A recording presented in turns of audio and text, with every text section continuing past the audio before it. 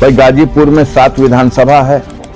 2 विधानसभा ये जहां हम बैठे हैं मोहम्मदाबाद और बगल की जहूराबाद, ये मेरी जन्म भूमि कर्म भूमि है। ये दोनों माननीय सिन्हा जी जब परिसीमन हो रहा था तो उस कमेटी के मेंबर थे, तो अपने लिए एक सजाने के लिए बढ़िया क्षेत्र बन जाए तो उन्होंने उस दोनों विधानसभाओं को मिला के और बैरिया, बलिया और चतना 3 विधानसभा बलिया की जोड़ के लोकसभा बना दिया था।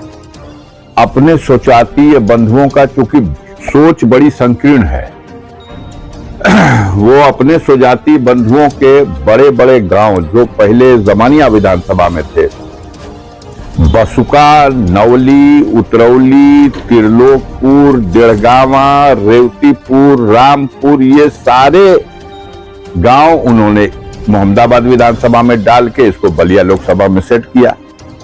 अब वहां उनके स्वजातीय बंधुओं की संख्या बहुत सिमट के, कोई गणना करने वाला बताता है कि 30,000 या 32,000 वोट उस लोकसभा क्षेत्र में रह गए हैं। लेकिन जब ये प्रयोग जो उन्होंने किया नई कॉन्स्टिट्यूंसी का, तो उसके बाद वो 2009 में चुनाव भी लड़े। ये 2007 में प्रयोग किया था 8 में, और 2009 में चुनाव लड़े तो बड़ी निराशा उन्हें हुई, क्योंकि यहां मात्र 1,32,35,000 वोट उनको मिला था और वो फिर बिदक गए कि बलिया क्षेत्र हमारे भविष्य के लिए उचित नहीं है, तो फिर वो भाग के आ गए गाजीपुर। देखिए, एक बात, इतिहास को छुपाने से या बदलने से काम नहीं चलता।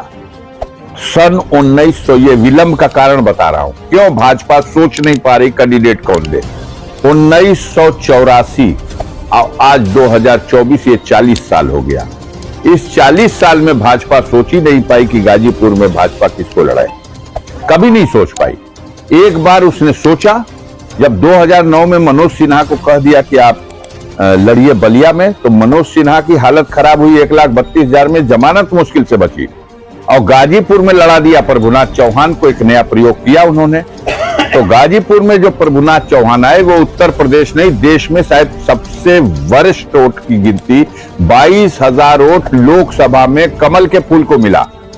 अब डर गई भाजपा, भाजपा का नेतृत्व भी डर गया कि मनोज सिन्हा को हटा के गाजीपुर की राजनीति नहीं हो सकती।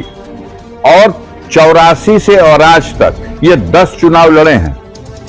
10 चुनाव में 2019 तक 10 चुनाव, एक बलिया में 9 बार। यहां कभी समीक्षा किया भाजपा ने कि मनोज सिन्हा को हम टिकट देते हैं, वो जीतते हैं कि हारते हैं?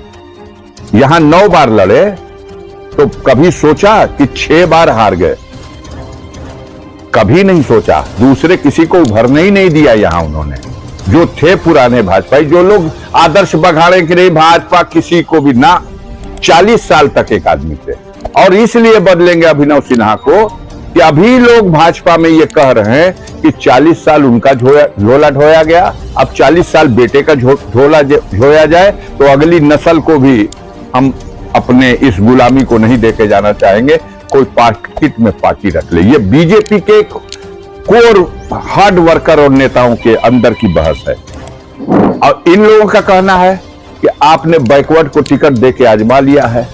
बैकवर्ड के नाम पे भाजपा के पास 22,000 वोट का इतिहास है।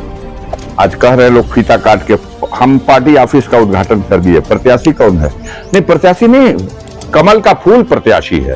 तो कमल के फूल का तो इतिहास है कि 22,000 वोट गाजीपुर में 2009 के चुनाव में उठा के इतिहास देख लीजिए। तो जब 40 साल से आप नहीं किसी को ला सके, तो आज आपकी कैसे हिम्मत है कि आप सिन्हा जी को छोड़ के कहीं और जाएंगे और किसी को और लाएंगे? और अगर किसी को और लाएंगे तो क्या सिन्हा जी उसे बर्दाश्त कर सकेंगे? सिन्हा जी बर्दाश्त कर सकेंगे? और सिन्हा जी के परिवार को आप बलिया में भेजेंगे, जहां सिन्हा जी की जमानत जब्त होते होते बची थी? वो वहां ताकना भी नहीं चाहेंगे। राजनीति से संन्यास लेना स्वीकार कर सकते हैं, लेकिन बलिया जाके नहीं लड़ पाएंगे। मोहम्मदाबाद और जहूराबाद है, लेकिन बलिया का एक नेचर अलग है, वो इनको स्वीकार करने को तैयार नहीं। अब देखिए क्या होता है। उस दूसरी पार्टी के बारे में हमको कुछ बहुत नहीं कहने की जरूरत है, ना हमारा अधिकार बनता है कि हम कुछ कहें, चूंकि आपने प्रश्न कर दिया है। इसलिए मैंने कहा कि 40 साल तक भारतीय जनता पार्टी के मनोज सिन्हा को ढोते रहे।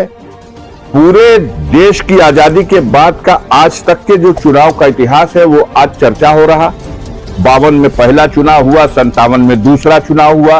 ये दोनों चुनाव हरिप्रसाद सिंह कांग्रेस पार्टी से जीते।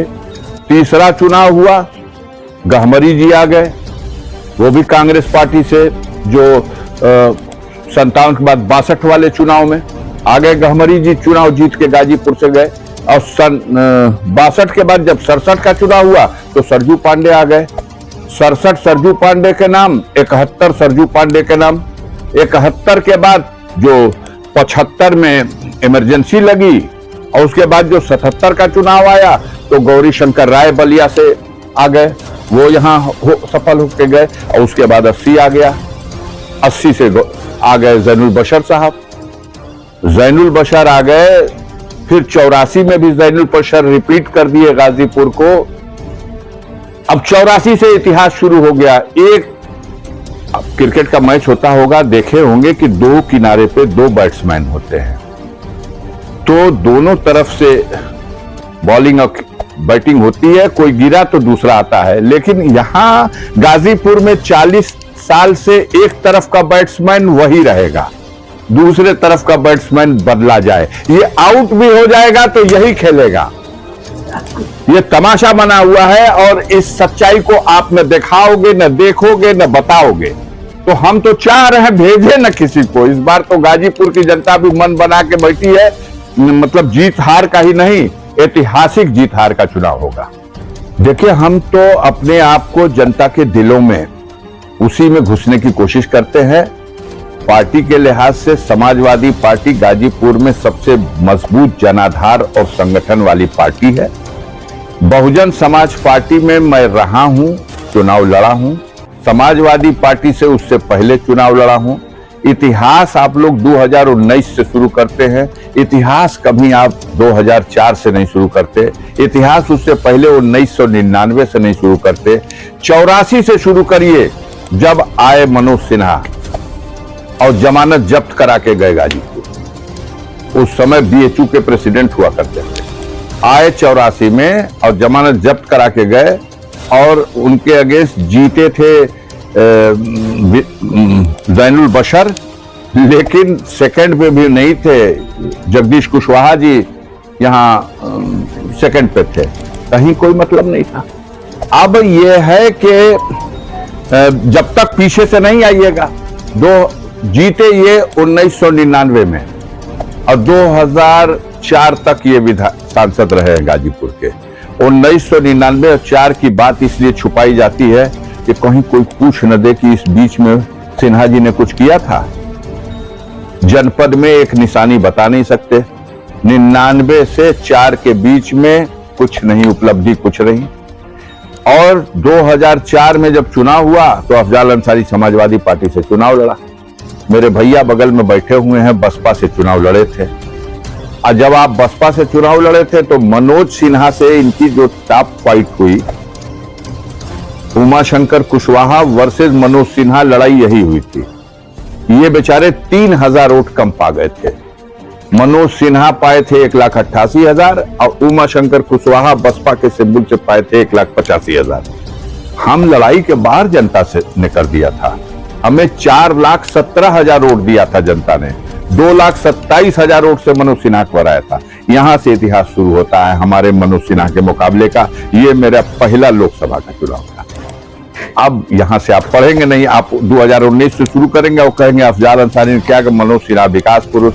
एक को बार नहीं कहेंगे कि जिसकी स्थापना हुई बीएसएनएल की, भारत सरकार ने 4 लाख करोड़ रुपया व्यय करके, और जब उसका इंड हुआ तो 21 लाख करोड़ रुपए की वो भारत सरकार की संस्था, मनोज सिन्हा जब उसके मंत्री थे तो उन्होंने जियो को आसमान में पहुंचा दिया और बीएसएनएल को मिट्टी में मिला करके जमीन में धंसा दिया।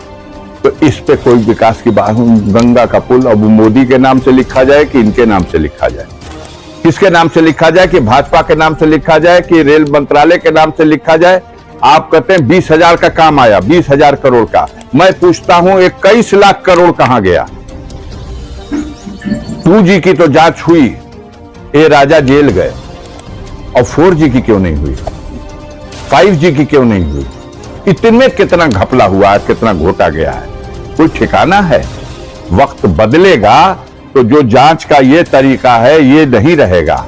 निष्पक्ष जांच होगी, और निष्पक्ष जांच होगी तो सारी कलई खुलेगी।